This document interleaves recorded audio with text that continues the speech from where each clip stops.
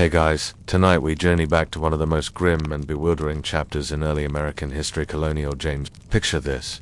You're stepping off a cramped wooden ship after 2 miserable months at sea. Your legs wobble on the rotting planks of a hastily built dock. The air hits you thick with marsh rot and brackish swamp stink. Welcome to Jamestown, Virginia. 1607, the first permanent English settlement in the New World. You're probably imagining wide open land, fresh opportunities, and hearty feasts by the fire. But let's set the record straight, you probably won't survive this. Most didn't. So, before you get comfortable, take a moment to like the video and subscribe, but only if you genuinely enjoy what I do here. And tell me in the comments where you're listening from and what time it is right now. Now, dim the lights, maybe turn on a fan for that soft background hum, and let's ease into tonight's journey together. You disembark wearing a wool doublet and thick hose, expecting the climate to match England's spring. Instead, it's muggy, oppressive. The mosquitoes swarm so fast it feels personal. You can practically hear them cheering as you step ashore. You swat in vain, and spot your fellow settlers scratching until they bleed. You're told there's fresh water nearby. Just don't drink too much of the river, someone mumbles. You don't ask why, but you find out quickly. The James River water is salty at high tide and slimy at low. It's also where people relieve themselves. So yeah, your first sips of hydration come with a side of bacterial roulette. A week in, your gums are swelling. You tug at your molars with a dirty cloth, half expecting one to fall out. They will. You're on a diet of moldy biscuit, dried peas, and if you're lucky, a greasy piece of salt pork. No fresh produce. No vitamin C. Welcome to scurvy. By the third week, your legs cramp every night. You wake to men vomiting, some hallucinating. One man tried to dig a well, hit nothing but salt water, and now he's gone feverish. He's convinced the forest whispers his name. The mainstream history books will tell you about Captain John Smith and noble aspiration, but nobody tells you how your hands split open from digging trenches in rock-hard earth, or how you spend hours pulling lice out of your color seam.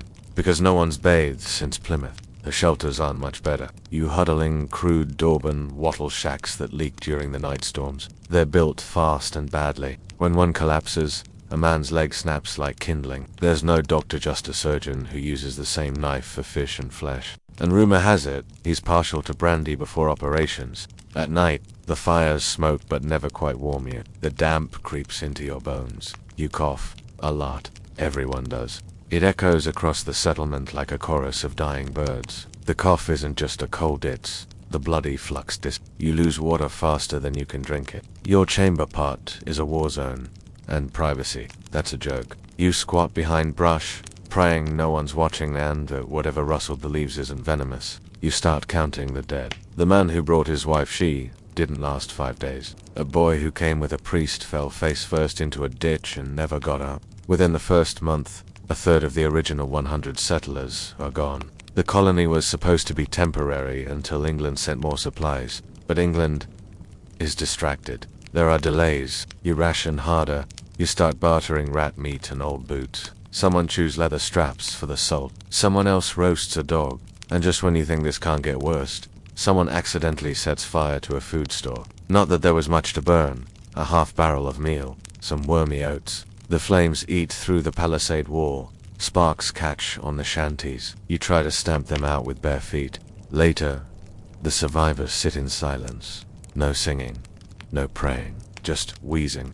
And you still have no idea how to farm this soil, which seems determined to kill anything that tries to grow. You try to plant beans. They wither. You don't even know which way's up on the cob. Quirky side note, archaeologists found remnants of pitch and tar pots buried in the ground. Turns out, some settlers tried to make export goods out of pine sap, desperate to find something profitable for the Virginia Company. Historians still argue whether these early trades were acts of industry or just signs of utter confusion. Your fingernails are cracked and dark. Your breath stinks. Your joints ache, like you're 80.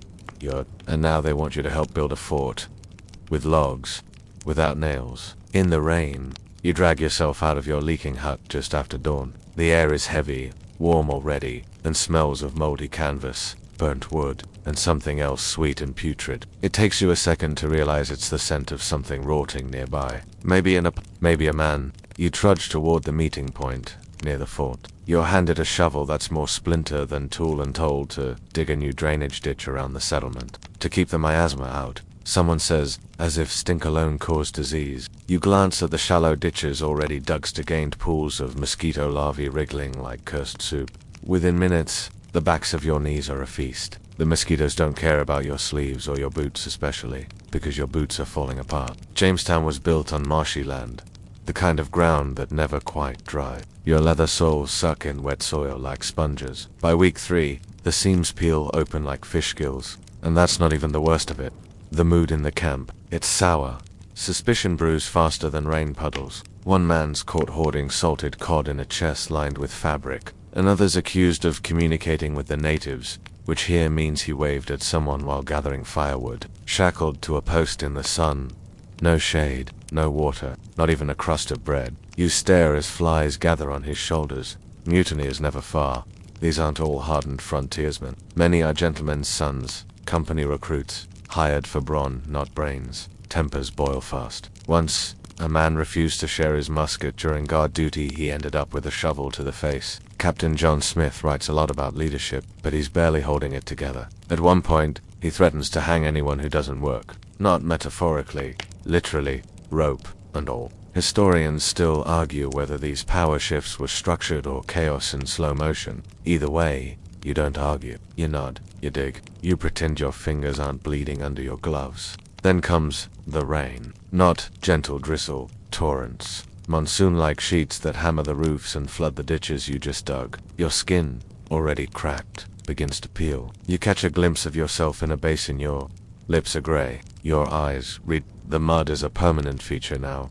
You sleep in it. You eat in it. You lose tools in it. One man sinks to his knees and can't get out. It takes 3 others to pull him free, and he's missing a boot afterward. It never There's a moment of levity when someone starts a joke around the fire. What's the fastest way to build a house in Jamestown? Pause. Just sit still long enough and let the mud do it for you.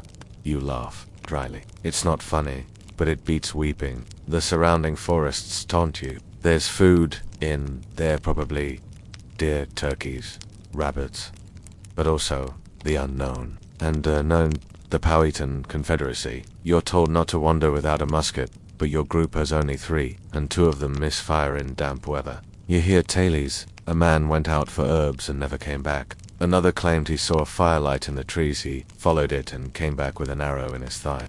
The surgeon tried to dig it out with a spoon. No, really, a spoon. There's also the tale of one settler who claimed the mosquitoes were punishment from God. He began muttering prayers in Latin and disappeared into the marsh one evening. Some say he was looking for angels. Some say the marsh swallowed him whole. You'd believe either. Here's a quirky fact you weren't expecting. To ease the terrible stench, settlers sometimes stuffed herbs or moss into their noses. Imagine walking around with a salad tucked in your nostrils just to stay sane. A few claim it helps. Others say it just made the rats more curious. And still, the work doesn't stop. A ship arrives with more people. No food, just more mouths to feed. Among them are 2 young boys who say they were orphans in London. You see one try to chase a frog for dinner. He's too slow. The frog hops, wet and smug, into the reeds.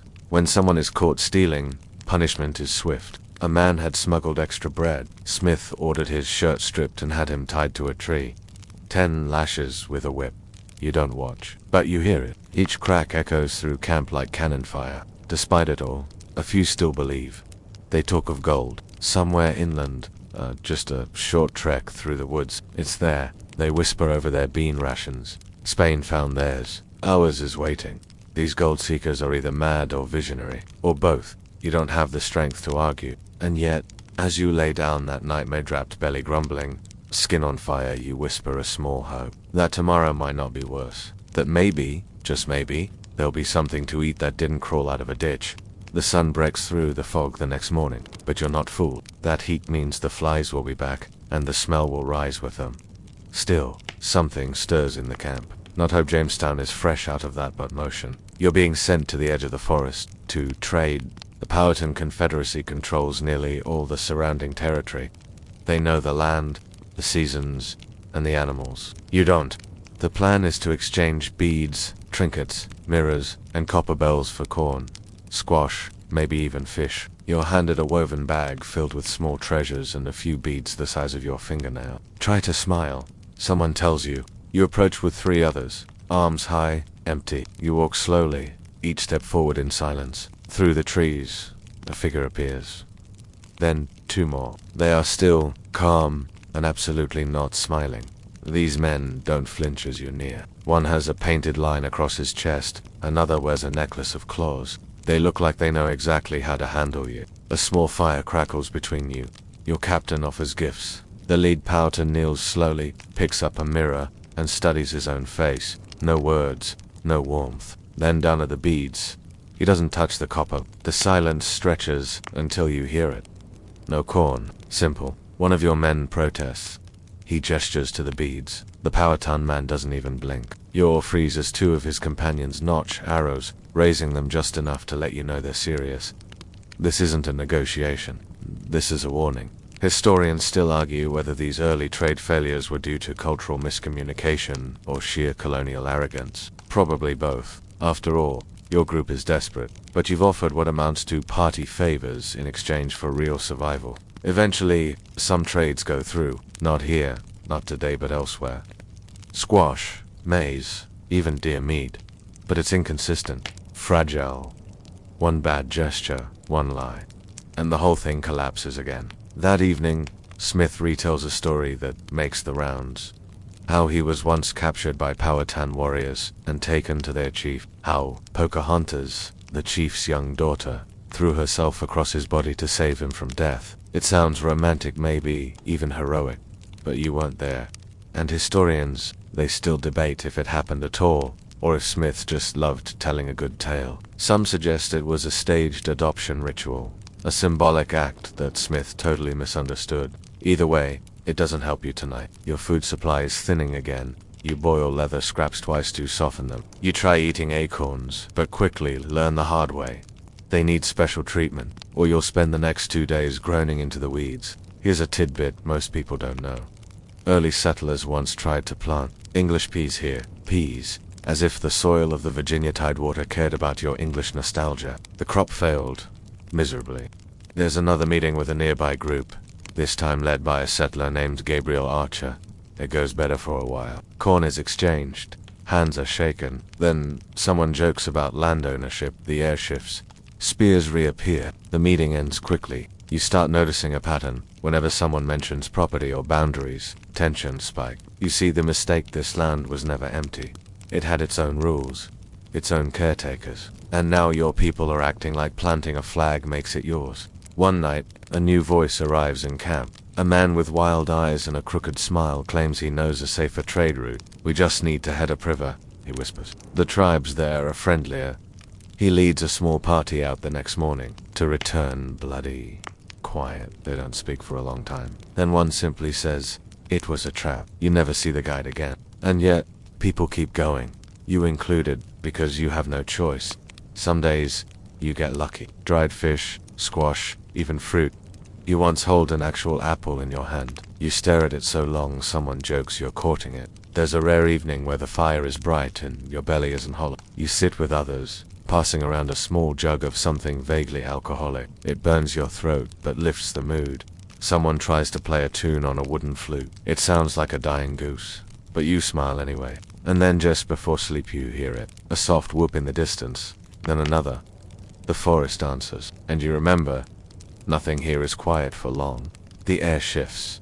It's not just your imagination. It smells different, now smokier, colder, like wet leaves turning to rot. The wind picks up off the river, and with it comes a warning.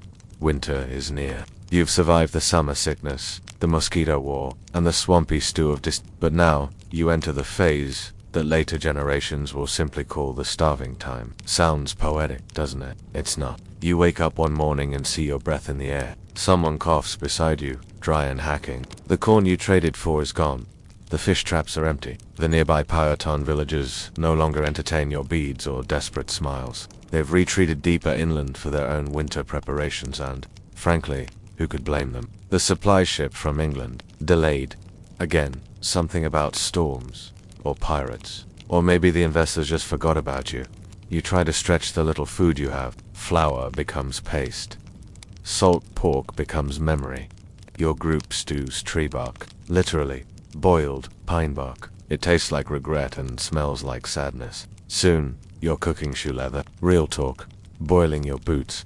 Scraping off the bit softened by heat. Chewing slowly while pretending it's stew. Everyone knows it isn't. No one says a word. One day a man offers you a roasted rat in exchange for your hat. You hesitate. But it's also a rat. Warm. Charred. Probably edible. You hand over the hat. Here's your quirky tidbit of the night. Archaeologists actually found bones in Jamestown, with butcher marks on humans. Yeah, that kind of butcher mark. Scholars still argue whether this meant widespread cannibalism or isolated acts of desperation, but the signs are hard to ignore. One documented case, written in grim colonial record, involved the remains of a teenage girl, cut open, bones fractured. It seems, toward the end, even decency was rationed. You don't talk about it, but when someone goes missing now, no one looks too hard. You're losing weight fast. Your clothes sag. Your knees shake. Even your fingernails look thinner. You think about England not fondly, but with a strange sense of blurred familiarity. It feels more imaginary than real now. One night a dog howls in the distance. You haven't seen a dog in weeks. Maybe it's real. Maybe it's hunger's final prank. You keep stirring your pot of hot water as if something might appear in it. Captain Smith is gone, now injured and sent back to England. Leadership falls into chaos. Some men fight over scraps. Others curl into corners and stop speaking altogether. You envy them a little. You try to gather firewood, but the forest feels hostile. You hear every crack, every echo. There's talk of an ambush. Last week 2 men didn't come back. It doesn't feel like war. It feels like being slowly bled out by the land itself. You see the skeleton of the fort from a distance. Half of it has collapsed under snow and wind. The once-proud wall is now just splintered wood and sorrow. A crude sign someone carved reads, "Still here." You want to laugh? You can't. Someone starts writing names on a board in charcoal. Not of the dead of the living. The list grows shorter by the day. At one point, a small miracle happens. A child finds an old cask of dried peas buried under a collapsed hut. It's moldy, but edible. A feast. People cheer. It lasts 3 days. Then it's gone, and the silence returns heavier than before. There's a moment, just before dawn, when you see frost patterns forming on your blanket. You've huddled with 2 others for warmth. Breathing in sync. Nobody says anything. Nobody has to. You're not sure if this is what surviving means. Maybe it's just not dying a different thing entirely. You try to focus your mind. One settler shares a Bible verse. Another hums a lullaby from childhood. You recite the names of your siblings under your breath, over and over. Something to hold on to. As the sun rises, pale and half-hearted, you spot the sails. A ship.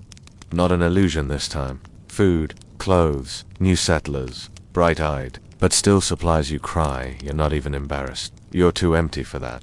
But even this small salvation comes with a cost. The new arrivals bring disease. Again. With fresh faces come fresh fevers. You welcome them with trembling hands and shaking heads. Because this is Jamestown. And Jamestown doesn't care who you are. It just waits to see who's left. They say, gold is the reason you're here. Not survival. Not exploration. Not even Emperor Gold.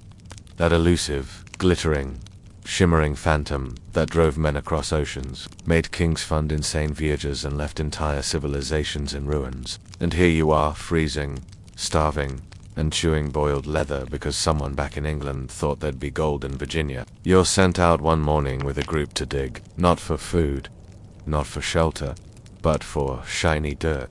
You don't argue. Arguing takes calories you don't have. You stab the ground with a rusted shovel, the blade hitting stone and roots, and the occasional bone. You pretend not to notice when it does. All around you, men are hunched over like grave robbers, lifting handfuls of earth and sifting through them with manic hope. You find mica, fool's gold. It sparkles in the sun just long enough to trigger false cheers. A man dances holding it up, shouting, "We're rich." You watch the light fade from his face as someone explains what it really is. Here's the thing. The investors back in England thought Jamestown would be another El Dorado. That's the real reason this place exists. They didn't send farmers. They didn't send skilled tradesmen. They sent gentlemen, soldiers, and dreamers with zero understanding of the soil they stood on. Historians still argue whether this miscalculation was sheer greed or gross ignorance, or maybe just the way dreams die when they hit reality. Eventually, the gold hunt dies down, but in its place comes something else.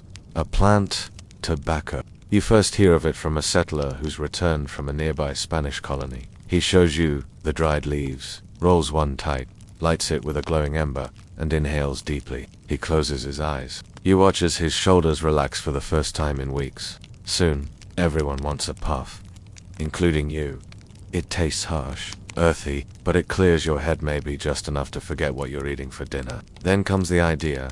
Grow it, sell it, export it. Suddenly, all the attention shifts from gold to green. Tobacco seeds are smuggled in illegal under Spanish law, but laws tend to lose their teeth out here. You're put to work clearing land again. This time not to eat but to plant. And unlike your failed peas and English wheat, this stuff actually grows. The soil isn't rich, but it's good enough. The heat, perfect. The marshes, tolerable. And so it begins the next phase of Jamestown's wild experiment.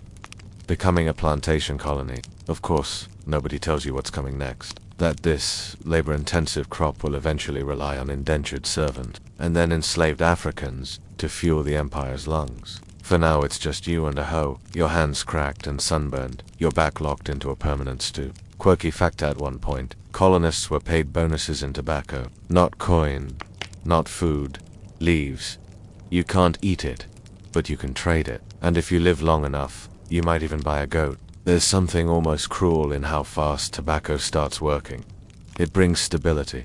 More ships arrive. Investors grow interested again. Jamestown stops being just a mistake. With a Palisade wallet, becomes a profit machine. And yet, you can't help but notice what it costs. The fields need constant tending.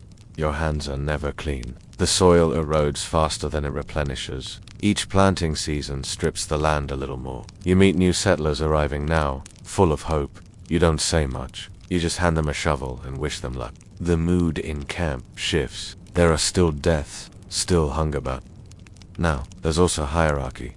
Some men have more land, more tobacco, more power.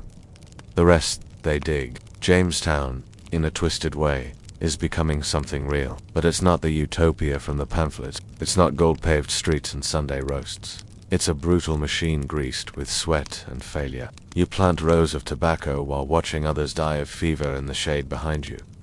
You keep going, because now there's an end goal, not survival, not even freedom, profit. And profit, in Jamestown, doesn't care if you can walk without limping. By now, you've stopped counting the dead. There's no time, no point.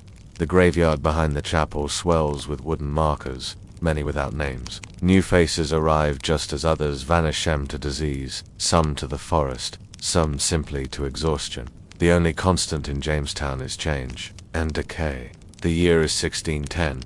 You've been here long enough to forget what month it is. The fort has been rebuilt. The population has risen and fallen like a fever. A few new structures dot the camp. A makeshift smithy, a crude storehouse, even a rough-hewn church that smells of sap and desperation. But you still live in a hut whose roof sags after every rain. You wake coughing most mornings. Your breath rattles in your chest like dry beans in a gourd. You're not alone. Everyone sounds like that now. The damp, the smoke, the cold Dave settled into your lungs and made a permanent home. The latest wave of settlers brought new strains of disease. They also brought rats, fleas, and dysentery all over again. It's like the beginning, but worse, because now you know what's coming. And this time, it hits fast. People collapse one man falls into a cooking pot and doesn't get back up. Another goes blind from fever, screams for 2 days, then falls silent. You bury him by moonlight, because you've run out of daylight and shovels. You hear that even the local Powhatan villagers are struggling. Their patience with your presence has worn thin. Trade is rare now. Tensions are rising. You're told to stay inside the fort at night. You were doing that anyway. Here's a weird little tidbit for your misery log. Some colonists began crafting makeshift dice out of bones.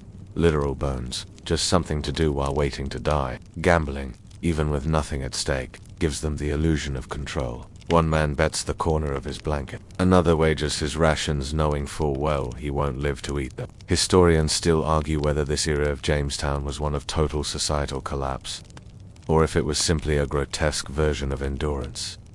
The lines blur. When does survival stop being noble and just become stubbornness? You watch the new governor arrive, Lord Delaware. He comes with soldiers, supplies, and get this, real military structure. There's a parade of sorts. The drums beat, uniforms gleam, and for a second, you remember what civilization is supposed to look like. But within a week, he's issuing public his way of restoring order. Someone steals bread 40 lashes. Someone else skips church branding with a hot iron. You wonder if death was easier. Still, there's food again. Rationed, but edible. Cornmeal, salted meat, even ale. You eat slowly, suspiciously. Your stomach has shrunk. Your hope hasn't returned. You're told things will change now. Order has come, they say.